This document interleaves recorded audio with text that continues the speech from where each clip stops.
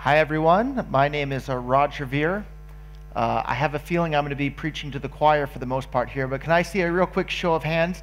Who here has wandered in and is kind of interested in learning about Bitcoin and doesn't know a whole lot about it? Is there anybody that fits into that category?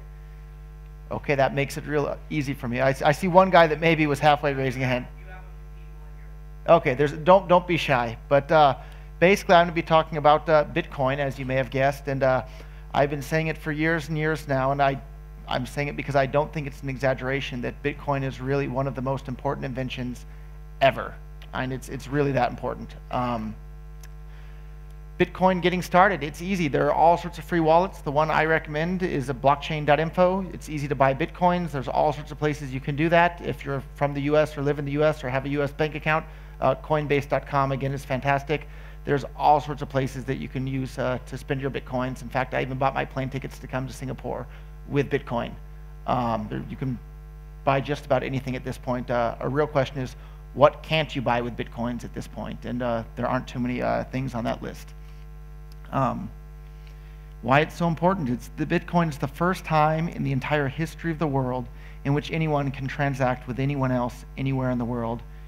And you can do that without asking for permission from any bank or government or politician or any other human being for that matter. Two people can interact with each other anywhere on the planet without requiring permission from anybody else. And that's really revolutionary. That's never existed before, ever. And the way it works is through this revolutionary invention called the Bitcoin blockchain, or the blockchain in general, which is basically this public ledger that allows anybody to see what's going on and make sure that people aren't spending the same Bitcoins twice. It's an open and decentralized network. Anybody with programming skills can read the software code. If you can't read it, you can read what all sorts of other people who can have to say about it. So you don't have to just believe me or any one corporation or entity. It's out there for the entire world to look at and audit and check. And the same is true of lots of the different Bitcoin clients as well. The thing that got me so excited about Bitcoin is once I realized the characteristics of Bitcoin make it the best form of money the world has ever seen. And the characteristics of good money are that it's hard, or in Bitcoin's case, basically impossible to counterfeit.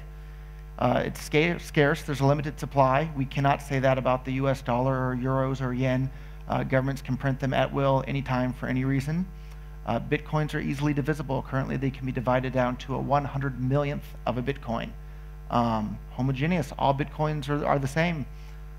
Each one is tracked individually, but at this point, no Bitcoin is considered really to be worth more than any other Bitcoin, which is a characteristic that's shared with gold. Durable, Bitcoins are, I guess, more durable than pieces of paper in your wallet, or even precious metals for that point. Bitcoins last forever as long as you keep the information anywhere stored. Talk about easy to transport. You can send $1 million worth of Bitcoin from Singapore to Moscow or London or South America or absolutely anywhere instantly, basically for free, and it's impossible for anyone to block you from sending or receiving that payment. Try doing that with a wire transfer or a suitcase full of pieces of paper or gold. You can't do that, but with Bitcoin you absolutely can. And with Bitcoin it's easy to store. You can keep any amount of Bitcoin right there in your pocket or on any other computing device, or you can even print them out onto pieces of paper. So all those things together just make Bitcoin really, it's the best form of money the world has ever seen. But don't lose your money. Be safe with your Bitcoins. All that's required to spend a Bitcoin is the private key. So when you have Bitcoins, make sure that you're storing that private key yourself. Don't trust that to somebody else to store for you unless you feel that you are not capable of doing that and you're absolutely horrible at computer security, I suppose, or even physical security with pieces of paper. But the big problem, for those of you that are aware, with Mt. Gox recently was a Bitcoin exchange that lost somewhere around 600 to 800,000 Bitcoins of other people's money. The reason that was possible is because other people entrusted them to hold their Bitcoins for them. With wallets like blockchain.info, the one I recommend, nobody but you has access to the private keys to spend your Bitcoins. So use a wallet like blockchain.info or Electrum or the Satoshi Qt client or Armory or any of these in which you're storing the private key. If you have any significant amount of Bitcoins, that's definitely the way to go. Don't trust other people to hold your Bitcoins is the short version there. Regulation, it's changing. I think we saw a real similar picture, a presentation or two ago. We'll see what happens in the future. But at the end of the day, Bitcoin is simply a peer-to-peer protocol. There's no central office, there's no central server, there's no central place that, even if all of these countries listed on the map here turned red and didn't like Bitcoin at all, that wouldn't stop Bitcoin.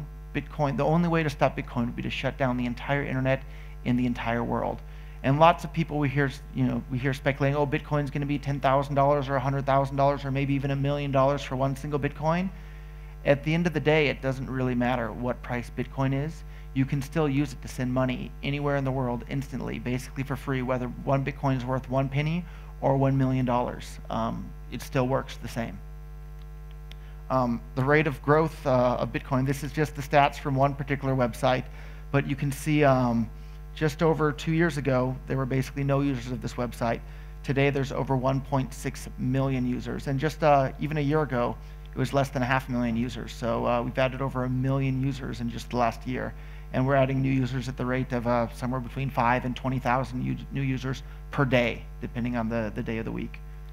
The Bitcoin price here, this is an interesting chart here. And I'm not sure I can move a cursor here. I remember back when last year, Bitcoin hit around $266. Everybody was saying it's a bubble, it's a bubble, it's a bubble. They said it again when Bitcoin bumped up over $1,000. They said it's a bubble, it's a bubble, it's a bubble.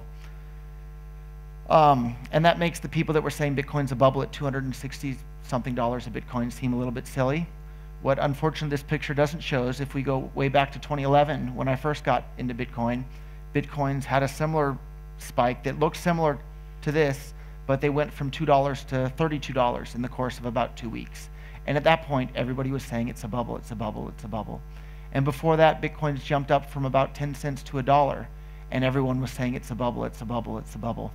And I wasn't involved in Bitcoin even before that, though, but I hear you can read the forum posts on the internet when Bitcoin's jumped up from around a penny a Bitcoin up to 10 cents a Bitcoin.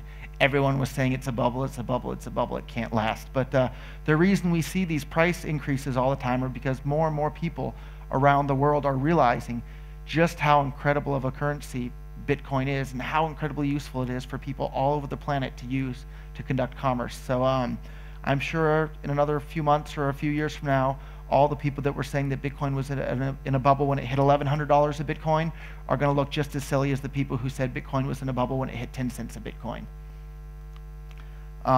And part of the reason for that is because all the merchants all over the world that are starting to accept Bitcoin, some of the most popular shopping websites in the entire United States are accepting Bitcoins. Incredibly popular shopping websites in Europe are accepting Bitcoins, and probably in Asia as well. I hear there's a number of restaurants and shops here in Singapore that accept Bitcoin already. A real interesting website to find places near you that accept Bitcoin is coinmap.org. You can find physical shops that are near you that'll accept Bitcoin as well.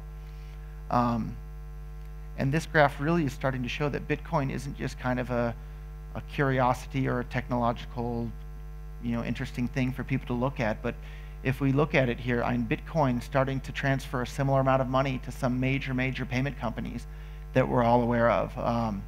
You can see on the particular day that this picture was taken, Bitcoin was, between Western Union and Discover for the amount of money sent that day.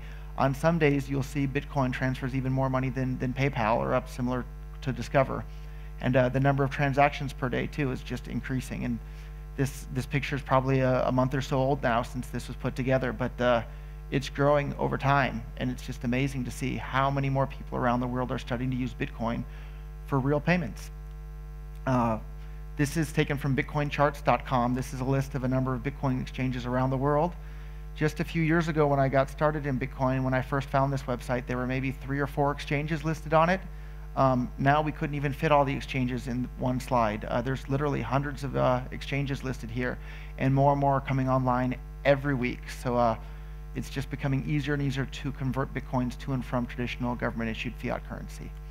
And here's an example of some additional ones. And it's really sad and horrible what happened with Mt. Gox, but I think the whole world is using that as a learning experience. And better and more trustworthy and more reliable exchanges are coming on board. And the Bitcoin blockchain technology allows them to prove that, yes, they actually do have their customers' money. and hopefully people will pay attention. And my other advice for you is if you're using a Bitcoin exchange, send your fiat in, get your Bitcoins out, or send your Bitcoins in and take your fiat out. Do not use a Bitcoin exchange as a wallet. You're asking for trouble in the long term. The amazing part about Bitcoin is that you don't have to let anybody hold it for you. So if you have Bitcoins, hold them yourself. And the ecosystem is just growing by leaps and bounds. I do Bitcoin full-time every day for over 3 years now, and every day I'm hearing about more and more new things, and it would be absolutely impossible for any human being, any single human being, to keep up with all the amazing things that are going on. New clients are coming out all the time, new block explorers, new exchanges, new payment processors. It's hard to even count. In fact, it's impossible to count how many things are just happening all the time, and we're hearing about some of them here at this conference, and there's an entire internet filled with people doing additional exciting things, and really, really exciting things. Mastercoin, Colored Coins, Ethereum are all based on Bitcoin technology. Incredibly exciting, interesting stuff. If you have time, Google those and read about those as well. And Bitcoin isn't the only one. There's a whole slew of blockchain-based related currencies. Here's a partial list. Obviously, Bitcoin is by far and away the most popular one, but there's all sorts of interesting other things that people are doing out there. At this point, Bitcoin has the huge lead over the others, but we'll see which one winds up ending over time. But at this point, Bitcoin definitely seems to be the one with the most momentum and developers and enthusiasm behind it, although the Dogecoin people do have a lot of enthusiasm as well. The number of startups related to Bitcoin, it's just innumerable at this point. And this one particular page lists over 300 startups. To be honest, there's probably over 3,000 and maybe even more than 30,000. There's just so many people getting so excited about Bitcoin all over the world because it allows so many things that were never possible previously. And you can see there's just a list of all sorts of things. And it's not just from the US or Singapore or any one country. It's all the people from all over the world. When they hear about Bitcoin and they understand the properties of Bitcoin, they realize that this is a fundamental world-changing technology. It's going to change the way human beings interact with each other. Previously, you needed to get permission from a government or from a bank or some other payment processing company in order to be able to send and receive money with somebody else. Bitcoin totally destroys that system. Now you can send and receive any amount of money with anyone else anywhere on the planet, and you do not require permission from somebody else. That's a really, really fundamental change in the nature of human relationships on the planet. And here's another just list of more companies than you can shake a stick at that are getting involved in Bitcoin. And we don't know which ones are going to wind up being popular or safe, but it's pretty much guaranteed that with this much activity, there's going to be some real exciting things that are going to come of it all. Including ATM machines are popping up all over the world. I hear there's quite a number already here in Singapore as well. Yeah, banks are starting to pay attention and actually work with some Bitcoin companies. A number of banks still aren't that friendly, but Fidor Bank in Germany seems to be very friendly towards Bitcoin-related things. And Coinbase makes it incredibly easy in the United States. You just link your traditional bank account with Coinbase, and you can have Bitcoins right away. My advice is to transfer your Bitcoins from Coinbase to a wallet in which you control the private keys, but Coinbase is an absolutely fantastic way to buy or sell Bitcoins. Mobile wallets. It's hard to imagine or even describe just how quickly things are moving in the Bitcoin space. When I got involved 3 years ago, there were no mobile wallets. There were none. You could only use it in the core client on your computer. Today, there's more wallets than any one person could even study or learn about. And if you go in the Android App Store, there are so many Bitcoin wallets there. Take a pick. The most popular one is blockchain, but Coinbase has wallets. There's the Andreas Schilbon Bitcoin wallet. Mycelium is another incredibly interesting one. There's just so many fantastic wallets and developers out there working on that sort of thing that makes it really, really easy for people to use Bitcoin in their day-to-day lives. And people are using Bitcoin to send and receive money all over the world. I'm using a PowerPoint slide here, but for anybody who has your computer open at some point, go over to blockchain.info, and it's mesmerizing. You can see the transactions on the Bitcoin blockchain happening in real time. And as they scroll by, you realize that these are real people, real human beings that are sending and receiving money with people all over the world. And there's, a little bit more than one Bitcoin transaction happening every single second to the tune of tens or even hundreds of millions of dollars worth of value every single day. And people are just absolutely love to use Bitcoin for philanthropy. People are donating Bitcoins to all sorts of causes all over the world, and it makes it incredibly easy to do so, and makes it incredibly safe to do so also. Lots of people in this room are probably fans of organizations like WikiLeaks. Lots of government agencies are not necessarily fans of WikiLeaks. Bitcoin makes it incredibly safe to give to organizations like WikiLeaks without have to be living in fear of a reprisal from whatever government you happen to live under. And I think that's another fantastic thing that we can thank Bitcoin for allowing. It allows micropayments. With previous forms of payment, you can't send and receive small amounts of money with other people. With Bitcoin, you can send very small amounts of money, both on and off the blockchain. And that sort of thing wasn't possible previously. Game companies, we're here at a game conference. Pretty much every single person I've talked to that wasn't here specifically for the Bitcoin conference already knows all about Bitcoin, and they're already actively considering implementing it into their games, or maybe they already are actually implementing it into their games. So it's just such a natural fit for games, and people who play these games are already used to dealing with online points and credits, and Bitcoin doesn't necessarily feel like anything new to them, even if they don't understand the underlying technology behind Bitcoin. And people are placing bets for their StarCraft games in Bitcoin as to who's going to win. I think that's really interesting because you sure can't place bets as to who's going to win a StarCraft game with your credit card company or PayPal or any of these other things. But with Bitcoin, anybody can engage in any sort of transaction they want, and they don't need to ask for permission from anybody. And if you believe people own their own money and should be allowed to do what they want with it, then you should think Bitcoin is great because of that. And lots of people apparently do. It's getting lots of attention in the media. There's even a Bitcoin magazine now that's being sold. Lots of documentaries on Bitcoin. Just a huge amount of attention. And that leads me to, I have just a couple of minutes left, but I want to rant a little bit about the thing that has me the most excited about how Bitcoin's going to change the world for the better. And I'm pretty open about my philosophy. I consider myself a voluntarist. And that means that I think that human beings should be allowed to do absolutely anything they want so long as it's peaceful, and they shouldn't be allowed to use aggressive violence against anybody else. And I don't make exceptions for groups of people, and especially not for groups of people who get together and put on uniforms and work in buildings that happen to have flags out in front of them.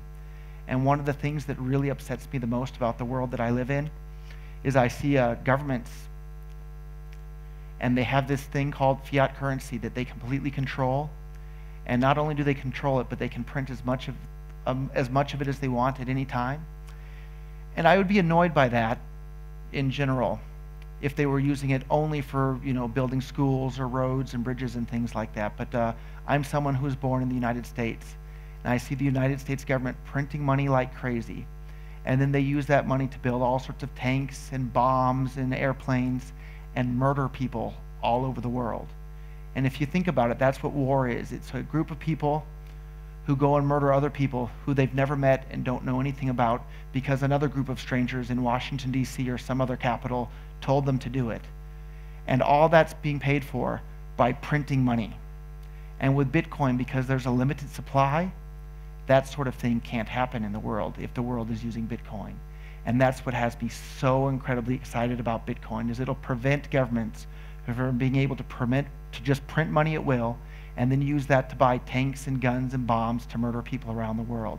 And so I see a world in which everybody is using Bitcoin and interacting with each other on a voluntary basis as just a much, much, much happier and peaceful and safer world for every single human being on the planet.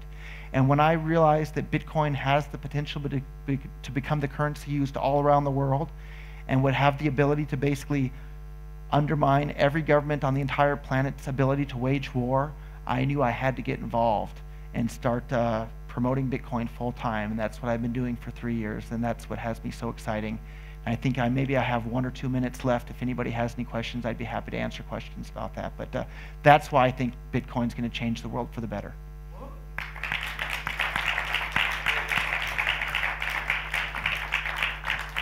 Love Roger. Keep doing what you do. So Roger is also referred to as Bitcoin Jesus for his evangelism, but also his gifting of Bitcoin. When was that? When were you given that name?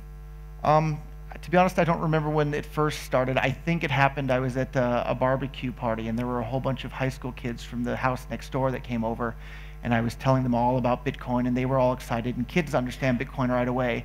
And I was helping them all set up Bitcoin wallets on their phone, and I gave each of them, I don't know, $1 or $2 worth of Bitcoin.